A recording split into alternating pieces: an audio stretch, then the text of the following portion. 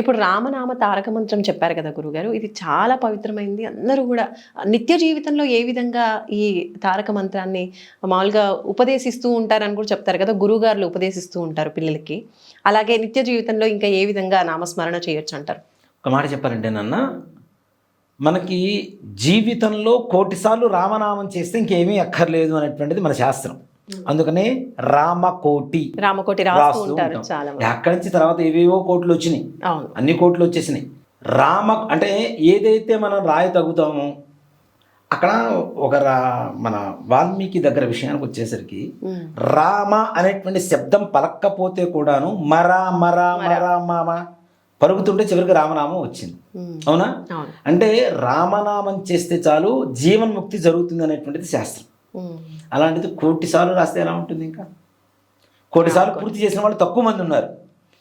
అది ఏంటి, ఈ ఉద్యోగాలు, వృత్తి, వ్యాపారం, కుటుంబం, సంసారం, పిల్లలు, అది ఇది అంతా అయ్యేసరికి దాదాపు 50 సంవత్సరాలు 60 సంవత్సరాలు పూర్తవుతాయి.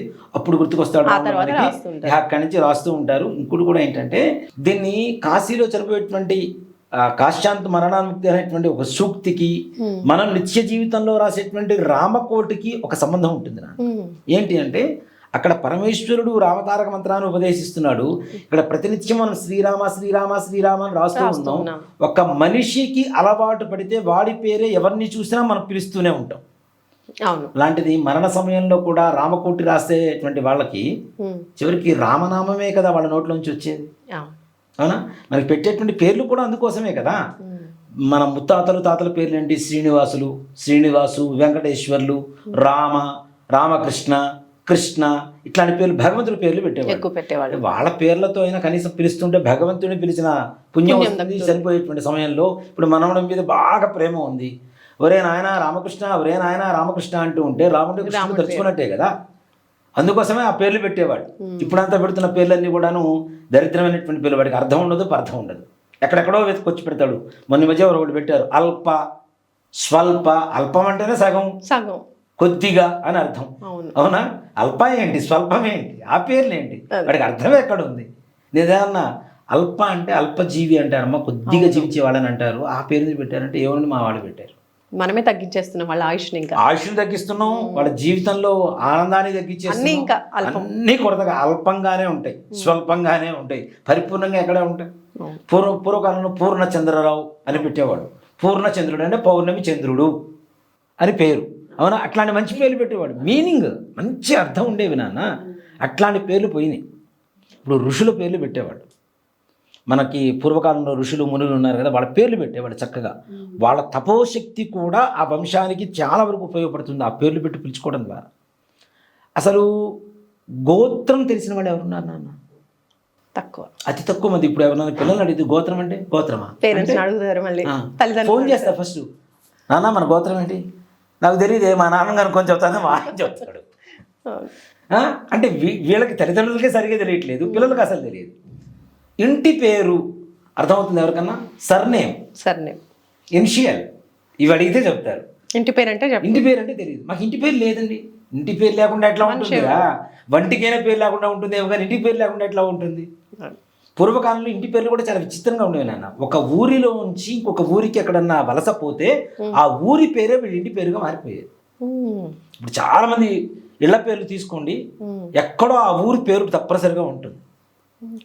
అసలు మా ఇంటి పేరు నాకు ఇది ఎలా తెలిసింది అంటే, అసలు మా ఇంటి గుండెపూడి అంటే దాని అర్థం ఏంటి, అది ఎక్కడి నుంచి వచ్చిందని నాకు ఒక తపన పుట్టింది తెలుసుకోవాలని. తెలుసుకుంటే మా ఊరి పేరు గుండెపూడి. ఎక్కడ గురుగారు? అది గుంటూరు జిల్లాలో ఉంది అక్కడ. సో ఆ గుండెపూడి అనే ఊరు నుంచి మేము వలస వచ్చి ఉన్నాము కాబట్టి మా ఇంటి పేరు గుండెపూడి. అట్లా ఊళ్ళ పేర్లు ఏవైతే ఉన్నాయో అవి కొంతమందికి ఇంటి పేర్లుగా మారిపోయాయి.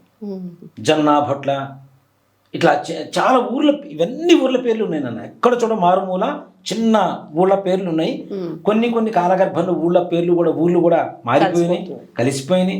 నిజంగా చెప్పాలంటే మన తెలంగాణలో ఉండేటువంటి ప్రతి ఊరికి ఒక రకమైన పేర్లు ఉన్నాయి, పురాతనమైనటువంటి నామధేయాలు ఉన్నాయి. అవన్నీ రాను అంటే రాజులు మారినప్పుడు వాళ్ళ పేర్లు మార్చుకున్నారు ఊళ్ళకి. ఇప్పుడు మన ప్రపంచంలో ఇప్పుడు భారతదేశంలో ఉన్నటువంటి రాష్ట్రాల పేర్లు కూడా ఇవి కాదు కదా. ఇప్పుడు మనం పిలుచుకుంటున్నటువంటి రాష్ట్రాల పేర్లు ఇవి కావు. ఆంధ్రప్రదేశ్ అనేది లేదు, ఆంధ్ర. ఆంధ్ర. తర్వాత కొన్ని కొత్త కొత్త రాష్ట్రాలు పుట్టుకొచ్చినాయి. అంగ, వంగ, కళింగ, కాశ్మీర, కాంబోజ, సౌవీర, సౌరాష్ట్ర, మహారాష్ట్ర, మగధమాళవ, నేపాళ, చోరళ, పాంచాళ, గౌళ, మలయాళ, సింహళ, ద్రావిడ, కర్ణాట, పరాట, పానాట, పాండ్య, పులిందాంధ్ర, హూన, దశార్ణ, కుక్కురు, గాంధార, విదర్భ, విదేహ, బార్బిక ఇట్లాంటి పేర్లతో సంస్కృతంలో ఉండేటువంటి పేర్లని మనం మార్చుకొని ఇప్పుడు నిజంగా మరలా ఇప్పుడు చేస్తున్నటువంటి కొన్ని ప్రభుత్వాలు మంచి పనులు చేస్తున్నాయి. మన అలహాబాద్ అనేటువంటి పేరు దరిద్రం వదిలిచేశారు, దానికి ప్రయాగరాజ్ అని పెట్టారు మంచిగా. అంటే సనాతనంలో ఉండేటువంటి పేర్లు ఏవైతే ఉన్నాయో వాటికి ఒక మంచి అర్థం ఉంటుంది. ఆ ప్రదేశంలో కొన్ని రకాల వస్తువులు దొరకడం కానీ కొన్ని పనులు జరగడం కానీ ఏవైతే ఉన్నాయో వాటిని బట్టి ఆ పేరు వాటికి సార్థకత జరిగింది, అందుకని ఆ పేర్లు పెట్టారు. అంతేకాని మన ఇష్టం వచ్చినట్టుగా పేర్లు మార్చుకుంటూ వెళ్ళిపోతే దానికి అసలు మీనింగ్ ఉండదు. మనం పెట్టుకునేటువంటి పేర్లకు కూడా అదే పరిస్థితి. కాబట్టి భగవంతుడిది రామనామం ఎలా రాయాలి అంటే నీ పనులు ఏమీ లేనప్పుడే రాయి, ప్రశాంతంగా. పనులు అవతల వేరే పెట్టుకొని కొంతమంది నేను చూస్తుంటాను, టీవీ రిమోట్ ఆన్ చేసి టీవీ చూస్తుంటారు, కింద రాస్తుంటారు శ్రీరామ. దేనికి అంత దానికి రాయటం, దేనికి? రాకపోతే రావడం ఏమైనా బాధపడ్డా కదా? రాసేటప్పుడు కూడా శ్రీరామ అని రాస్తున్నామంటే మన మనస్సులో పలకాలి. మనం పలుకుతూ మనస్సుతో పెదాలతో కూడా కాదు రాయటం. మొదట్లో మనం పలకాల్సినటువంటి పెదాలతో పలకాల్సిన పరిస్థితి వచ్చినా కొన్ని రోజుల తర్వాత అలవాటైపోయి మనస్సుతోనే పలుకుతూ ఉంటాం. కరెక్ట్. మనస్సులో ఇన్ని ఆలోచనలు పుట్టిస్తున్నట్టుండి మనం ఒక పేరును తలుచుకోలేమా కదా? కాబట్టి ఇలా పవిత్రంగా పన్ను మొత్తం పూర్తయిన తర్వాత అయినా సరే నిద్రా సమయాలు కాకుండా నిద్ర వస్తున్న ఆపుకోకుండా చేసేయటం అనేది కూడా పాపమే.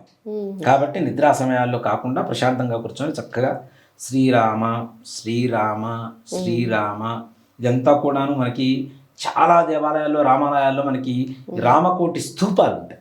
ఈ పుస్తకాలు మొత్తం స్వామివారికి సమర్పిస్తే ఆంజనేయ స్వామివారు తీసుకెళ్లి రాముడికి చెప్తాడట, పలానా వాళ్ళు నీ పేరు ఇన్నిసార్లు రాశారు నాయన, వాళ్ళని అనుగ్రహించిన ఆయన రామదూత. కాబట్టి ఇట్లాంటివి చేయాలి. కానీ మనకేదో తోచింది మనకు కుదిరిన సమయంలోనే మనం పనులు చేసుకుంటూ వెళ్ళిపోతాం, మనం తినేదంతా తింటూ ఉంటాం. ఇప్పుడు చాలామంది కూడా సాయంత్రం 6 కాగానే ఉపసంహరిస్తూ ఉంటారు, పాలు పండు తీసుకుంటూ ఉంటారు. ఉండలేని వాళ్ళ పరిస్థితి మనం ఏం చెప్పలేం.